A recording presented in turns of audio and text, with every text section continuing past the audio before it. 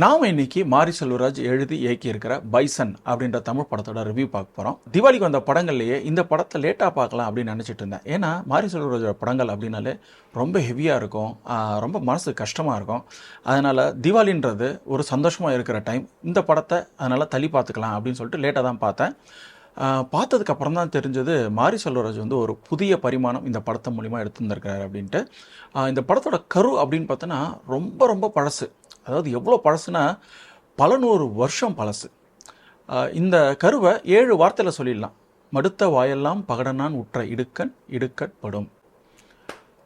இந்த படத்தோட கதை அப்படின்னு பார்த்தோன்னாக்கா, கிராமத்தில் ஒரு பையன் இருக்கிறான். அவனுக்கு வந்து ஒரு பெரிய ஆசை. அவன் வந்து கபடி பிளேயராக மாறணும், இன்டர்நேஷ்னல் லெவலில் விளையாடணும் அப்படின்னு சொல்லிட்டு அவன் வந்து இன்டர்நேஷ்னல் லெவலில் விளையாடுறதுக்காக போகிறான். ஆனால் அந்த கோச் வந்து அவனை பெஞ்சில் உட்கார வச்சுறாரு.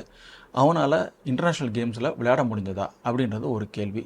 அப்புறம் அவனோட ஆரம்ப புள்ளியிலேருந்து ஆரம்பிக்கிறாங்க. அவன் கிராமத்தில் எப்படிப்பட்ட ஆள், அவனோட போராட்டங்கள் என்ன, அந்த போராட்டத்தில் தளராமல் எப்படி அவன் வந்து அவ்வளோ தூரம் அங்கேருந்து இவ்வளோ தூரம் வந்திருக்கான் அப்படின்றத இந்த படம் வந்து கதையாக சொல்லுது.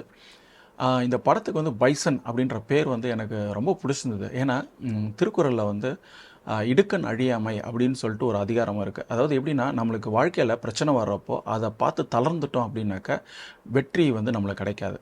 அப்போது அவர் சொல்கிற எக்ஸாம்பிள் எப்படின்னா, காளமாடு எப்படி அதுக்கு மேலே ஏற்றப்பட்ட சுமையை எவ்வளோ தூரம் பள்ளமேடு வந்தாலும் அதை விடாமல் அழுத்தி இழுத்துட்டு போதோ, அந்த மாதிரி ஒரு மனுஷன் உழைக்கிறதுக்கு முடிவு பண்ணிட்டான் அப்படின்னா அவனுக்கு வெற்றி நிச்சயம் அப்படின்னு சொல்கிறாரு.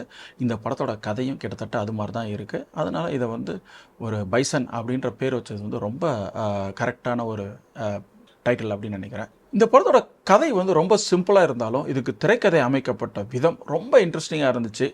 மல்டிபிள் த்ரெட்டாக வந்து அவங்க கிரியேட் பண்ணியிருந்துருக்காங்க. இப்போ இந்த கதையோட ஸ்டோரி வந்து இந்த சின்ன பையன், கிராமத்தில் இருக்க பையன் கபடி விளையாடணும்னு ஆசைப்படுறான். அவன் வந்து கண்டினியூஸாக அதில் விடாமல் முயற்சி எடுத்து இன்டர்நேஷ்னல் லெவலில் போய் நிற்கிறான். இது வந்து கதை. ஆனால் இதை வந்து பல பீஸாக வந்து பிரித்து பல த்ரெட்டாக வந்து ரன் பண்ணுறாங்க. ஒரு த்ரெட் வந்து அவனோட கரண்ட் டே போராட்டத்தை சொல்லுது. அவன் வந்து ஏஷியன் கேம்ஸில் போய் விளையாட உட்காடுறான். ஆனால் அந்த கோச்சுக்கு அவன் விளையாடுறது பிடிக்கல. அதனால் அவனை வந்து பெஞ்சில் உட்கார வச்சுறாரு. அவனால் கேம் விளையாட முடியுமா இல்லையா அப்படின்ற ஒரு கேள்வி ரைஸ் பண்ணுறாங்க. அப்புறம் அவனோட ஆரம்ப காலத்து வாழ்க்கையை கிராமத்துலேருந்து ஆரம்பிக்கிறாங்க. அவனுக்கு வந்து படிப்பு வர மாட்டேங்குது, ஆனால் கபடி மேலே இன்ட்ரெஸ்ட் இருக்குது. அந்த கபடி இன்ட்ரெஸ்ட் எப்படி யார் கண்டுபிடிக்கிறாங்க, அவனை வந்து எப்படி வந்து முறையாக பயிற்சி எடுக்க செய்கிறாங்க அப்படின்ட்டு வந்து ஒரு ஒரு த்ரெட் ஒன்று ஓடுது. ஒரு வாத்தியார் ஒருத்தர் இருக்கிறாரு. அவருக்கு வந்து இவன் மேலே ரொம்ப பாசமாக இருக்கிறாரு. இவன் மேலே ரொம்ப அக்கறையாகவும் இருக்கிறாரு. இவனை எப்படியாவது மேலே கொண்டு வந்துடணும் அப்படின்னு ஆசைப்படுறாரு. அவரோட ஒரு ஜேர்னி ஒன்று இருக்குது. அப்புறம் அந்த ஊரில் அவங்க அப்பா இருக்கிறாரு. அவங்க அப்பாவுக்கு வந்து இந்த கபடினாலே பிடிக்க மாட்டேங்குது. அதனால் இவர் வந்து பயங்கரமாக இவனுக்கு தடை பண்ணுறாரு. இவருக்கு ஏன் வந்து இவ்வளோ தூரம் கபடி மேலே வந்து வெறுப்பு அப்படின்ற ஒரு த்ரெட் வந்து எக்ஸ்ப்ளோர் பண்ணுது. அப்புறம் இவனுக்கு வந்து ஒரு லவ் இன்ட்ரெஸ்ட் இருக்குது. அந்த லவ் இன்ட்ரெஸ்ட்டில் நிறைய பிரச்சனைகள் இருக்குது. அந்த பிரச்சனைகள் எதனால் வருது, அந்த ஊரோட சொசைட்டியோட ஆர்கிடெக்சர் எப்படி இருக்குது, அதில் எப்படியான மக்கள் உறவாடுறாங்க, அவங்களுக்குள்ளே இருக்கிற பிரச்சனைகள் என்ன அப்படின்றதெல்லாம் அந்த கதை இந்த த்ரெட் எக்ஸ்ப்ளோர் பண்ணுது. அப்புறம் அந்த ஊரில் 2 பெரிய மனுஷங்க இருக்கிறாங்க. அவங்க 2 பேருக்குள்ளே பயங்கரமான அடிதடி. இந்த அடிதடினால் இந்த பையனுக்கு எவ்வளோ தூரம் பிரச்சனை ஏற்படுது அவனோட கபடி ட்ரீம் அச்சீவ் பண்ணுறதுல. அப்புறம் அதை விட்டு அவன் வந்து எப்படி மேலே வரான் அப்படின்றதெல்லாம் வந்து இந்த ஸ்டோரி எக்ஸ்ப்ளோர் பண்ணுது. ஸோ இப்படி பல த்ரெட்டாக ஓடுறதுனால ஒவ்வொரு வியூ பாயிண்ட்டையும் இந்த கதையால் ஆழமாக எக்ஸ்ப்ளோர் பண்ண முடியுது ஒன்று. ரெண்டாவது வந்து ஒவ்வொரு கேரக்டரும் அதுக்குள்ளே ஏற்படுத்துகிற பலவித மாற்றங்களையும் நம்மளுக்கு வந்து அழகாக காமிக்குது.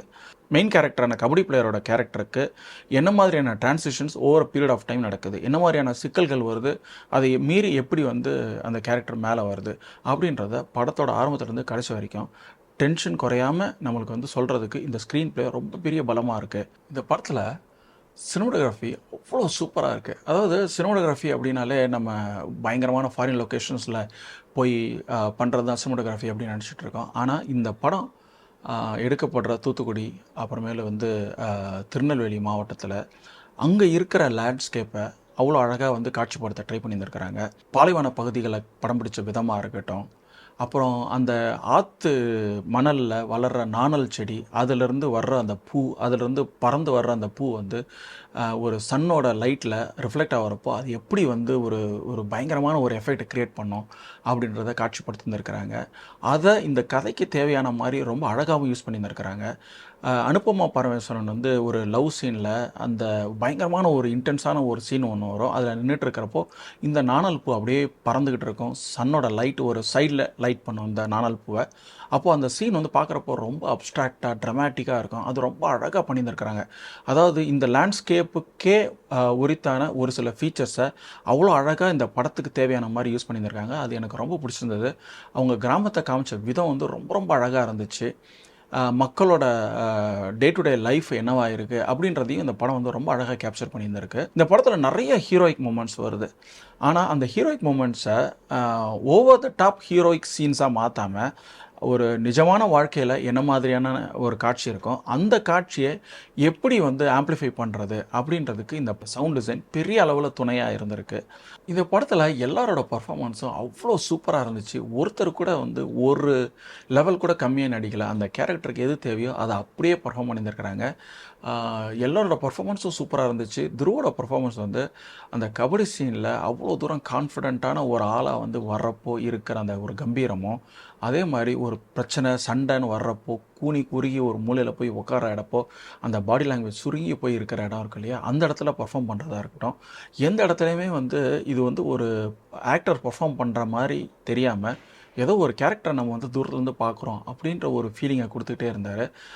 எல்லாருமே வந்து அவ்வளோ சூப்பராக பர்ஃபார்ம் பண்ணியிருந்தாங்க. இந்த படத்தில் இப்படி ஒரு பர்ஃபார்மன்ஸ் இல்லைனாக்கா இந்த படம் இவ்வளோ தூரம் இன்ட்ரெஸ்டிங்காக வரவே முடியாது அப்படின்னு நினைக்கிறேன். இந்த படத்தோட மிகப்பெரிய ஹைலைட் அப்படின்னு பார்த்தானாக்கா டைரக்ஷன். ஒரு படத்தில் கதையும் திரைக்கதையும் அருமையாக அமைஞ்சு டைரக்ஷன் வந்து சூப்பராக வந்துருச்சுனாக்கா படம் வேறு லெவலில் வந்துடும். இந்த படம் கிட்டத்தட்ட அப்படி தான் வந்திருக்கு. பைசன் வந்து ஒரு ஒரு சாதாரண மனுஷனோட சாதாரண கதை. ஆனால் அந்த சாதாரண கதையில் நிறைய எக்ஸ்ட்ராடினரி மூமெண்ட்ஸை ரொம்ப அழகாக காட்சிப்படுத்திருக்கிறாரு. அதாவது 1000 பேர் அடிக்கிற மாதிரிலாம் வைக்காமல் ஒரு சாதாரண மனுஷன் ரியாக்ட் பண்ணுற விதத்தை எப்படி ட்ராமாட்டிக்காக காமிக்க முடியும் அப்படின்றத படம் ஃபுல்லாக காமிச்சிருந்துருக்கிறாரு. அதில் ஒரு சீனை டிஸ்கஸ் பண்ணணும் அப்படின்னு நினைக்கிறேன்.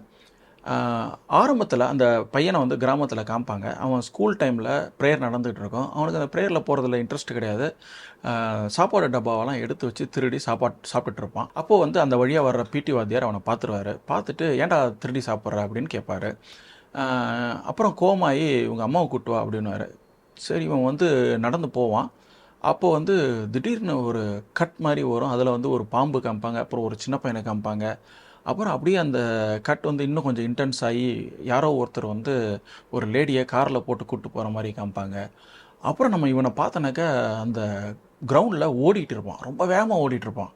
அப்புறம் அந்த வாத்தியார் வந்து அவனை தடுத்து நிறுத்தி ஏன்டா ஓடுற அப்படின்னு கேட்குறப்போ, சார் எனக்கு வந்து கேம் தான் சார் இன்ட்ரெஸ்ட்டு, கபடி தான் சார் இன்ட்ரெஸ்ட்டு அப்படின்வான். அப்போது இவன் வந்து ஏதோ சாப்பாடை திருடினதுக்கு வந்து எஸ்கேப் ஆகுதுக்காக ஏதோ போய் சொல்கிறான் அப்படின்னு சொல்லிட்டு, சரி நீ விளையாடுறா நான் பார்க்குறேன் அப்படின்னு சொல்லிட்டு கபடி டீம்லேருந்து ஒரு டீமை வந்து உட்கார வச்சு இவனை வந்து ரைடு போக சொல்லுவார். 5 ரைடு தான், அதில் வந்து இவன் எப்படி பண்ணுறான் பார்க்கலாம் அப்படின்னு சொல்லிட்டு இந்த இதை சொன்னதுக்கு அப்புறம் அடுத்தடுத்து ரியாக்ஷன் ஷாட் வரும். அதில் வந்து ஒரு பையன் வந்து பேஸ்கெட் பால் விளையாண்டுருப்பான். அவன் வந்து இந்த ரைட் போகிறத பார்த்த உடனே அப்படியே நிப்பாட்டிடுவான். நிப்பாட்டி என்ன நடக்குது அப்படின்னு பார்ப்பான். அதே மாதிரி ஸ்கூலோட மாடியில் ஒரு பஞ்ச் ஆஃப் பசங்க இருப்பாங்க. அவங்க வந்து கீழே இவங்க என்ன நடக்குது அப்படின்னு பார்த்துட்டே இருப்பாங்க. இவன் ரைடில் போயிட்டு ஃபஸ்ட்டு இதில் வந்து ஒருத்தனை தட்டிட்டு உள்ளே வந்துடுவான். அப்போது எல்லாருமே பார்த்து கொஞ்சம் ஷாக் ஆவாங்க. அப்புறம் 2 ரைடு 3 ரைடு போவான். அப்புறம் வந்து டீமில் பாதி பேர் வெளியில் வந்திருப்பாங்க. கடைசி ரைடு போகிறப்போ 2 பேர் இருப்பாங்க. அந்த 2 பேருமே தட்டிட்டு வெளியில் வர்றப்போ அந்த வெளியில் இருக்கிற மக்களோட, இந்த டீமில் இருக்கிற மக்களோட ரியாக்ஷன் ப்ளஸ் இந்த பசங்களோட ரியாக்ஷன் எல்லாத்தையும் காமிக்கிறப்போ நம்மளுக்கு வந்து ஒரு பையன் ஹீரோய்க்கான ஒரு விஷயத்த செஞ்சுருக்கான் அப்படின்றது ஆடியன்ஸான நம்மளுக்கு அது கடத்தப்படுது. அது ரொம்ப எஃபெக்டிவாகவும் பண்ணியிருக்கிறாங்க. அதில் வந்து சவுண்ட் டிசைனாக இருக்கட்டும், சினிமோட்டோகிராஃபியில் வந்து அவங்க பண்ண காட்சி அமைப்பாக இருக்கட்டும், எல்லாமே வந்து அவ்வளோ அருமையாக கோர்வையாக வந்து அந்த காட்சியை வேறு லெவலில் வந்து மேலே நிப்பாட்டி இருந்திருக்கு. இந்த மாதிரி படம் ஃபுல்லாக மாரி செல்வராஜ் வந்து ஒவ்வொரு சீனுக்கும் ப்ராப்பராக ஸ்டேஜ் பண்ணி ஒர்க் பண்ணி அதை வந்து அந்த சீனை வந்து கேப்சர் பண்ணுறப்போ அந்த சீன் எல்லாமே வந்து பிரம்மாண்டமாக வந்திருக்கு அப்படின்னு சொல்லுவேன். இந்த படத்தோட தீம் அப்படின்னு பார்த்தோன்னா 2 தீமை வந்து கவர் பண்ணுறாங்க. ஒன்று வந்து ஒருத்தன் போராடுறான், அவன் அந்த போராட்டத்தில் அவன் வந்து எல்லாரையும் நம்புகிறான். அந்த நம்பிக்கையை அவனை வந்து மேலே கொண்டு வருது. ஆனால் அந்த நம்பிக்கையில் ஒரு டைமில் வந்து அவனுக்கு பெரிய கன்ஃபியூஷன் வந்துடுது. யாரை வந்து நம்புறது, யாரை நம்பக்கூடாது அப்படின்ற ஒரு பெரிய கன்ஃபியூஷன் இருக்குது. ஏன்னா அந்த ஊரில் 2 பிரிவாக பிரிஞ்சு நிற்கிறாங்க. இவனை வந்து 2 சைட்லேயும் ஹெல்ப் பண்ணுறாங்க, ஆனால் 2 சைட்லேயும் இவனை சந்தேகமாகவும் பார்க்குறாங்க. ஸோ அப்போ அப்படி ஒரு கன்ஃபியூஷன் இருக்கிறப்போ அப்போ ஒருத்தர் சொல்லுவார், நீ வந்து கபடின்னு முடிவு பண்ணதுக்கப்புறம் மனிதர்களுக்குள்ளே இருக்கிற பிரிவினையை தாண்டி நீ வந்தால் தான் நீ மேலே போக முடியும் அப்படின்னு ஒரு ஒரு அந்த பிடி வாத்தியார் வந்து சொல்லுவார். அந்த காட்சி அமைப்பு வந்து இந்த படத்துக்கு ஒரு பெரிய உறுதுணையாக இருந்திருக்கு. அதே மாதிரி இன்னொரு காட்சி ஒன்று வரும். அதில் வந்து இந்த பெரிய தலைகளாக இருக்கிற 2 பேர் வந்து அவங்களோட மனநிலை என்ன அப்படின்றத சொல்லுவாங்க. அதில் வந்து ஒருத்தர் சொல்லுவார், நான் பறக்கிறதுக்கு முன்னாடியே இந்த எதிரி இவனை தான் எதிரியாக பார்க்கணும் அப்படின்றது கட்டமைச்சிட்டாங்க. நான் அந்த கட்டமைப்புக்குள்ளே வந்து உட்காந்துட்டு இருக்கிறேன். எனக்கு இதை விட்டு வெளியில் எப்படி வர்றதுன்னு தெரில. ஆனால் இந்த சண்டையும் விட முடியல.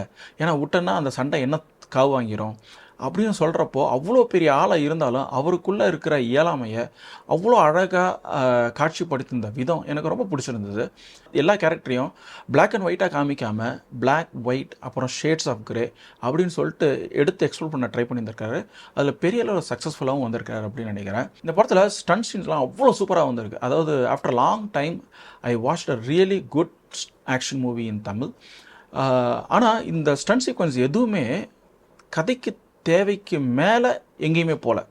கதைக்கு இவ்வளோ தான் தேவை அப்படின்னா அந்த இடத்துலையே நிற்கிது. ஆனால் அந்த அளவு காமிக்கிற ஆக்ஷன் சீக்வன்ஸ் வந்து அவ்வளோ சூப்பராகவும் வந்திருக்கு. இந்த படத்தின் மூலிமா மாரி செல்வராஜ் ஒரு புதிய பரிமாணம் எடுத்திருக்கிறாரு அப்படின்னு நினைக்கிறேன். ஏன்னா இதுக்கு முன்னாடி இருந்த படங்களில் அவர் வந்து ஒரு எமோஷ்னல் ட்ராமாவை எவ்வளோ சக்ஸஸ்ஃபுல்லாக சொல்ல முடியும் அப்படின்றதில் வந்து அவர் சக்சீட் ஆகியிருந்தார். வாழையில் ஒரு நிலப்பரப்பை எவ்வளோ வந்து ஆத்தென்டிக்காக காட்சிப்படுத்த முடியும் அப்படின்றதில் சக்ஸஸ்ஃபுல்லாக இருந்திருந்தார்.